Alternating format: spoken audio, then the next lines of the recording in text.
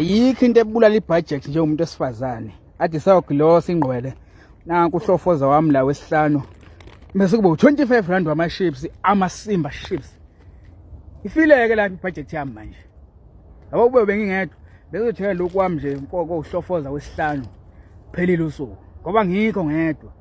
ayi bafowethu ebulala ibudget isimayo hayi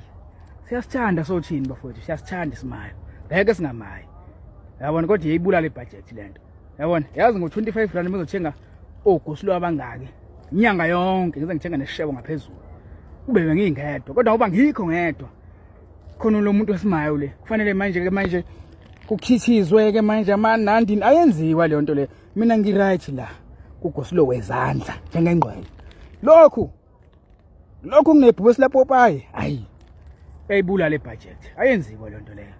bantu besifazana inesisokolisa manje yazi ngcontsho isimaya sikho kunina ngcontsho sisentweni nje engakhuluma engafune imali engafune lutho engafune kutotoswa nje into ofike nje uchonxe nje uphume uqhwanda uphume manje la hayi khali ke kanjalo bafowethu ayenziwa kodwa ngisengijabulela khona ukuthi hayi ngoba ingqola ayishintshi ngeke ubone ukuthi ngizothenga amasimba ami nami ngiyaqhubona ugosilo wami nje ayikho umuntu ozongiphazamisa emzileni wami ayenziwa lento leyo ingqola ayishintshi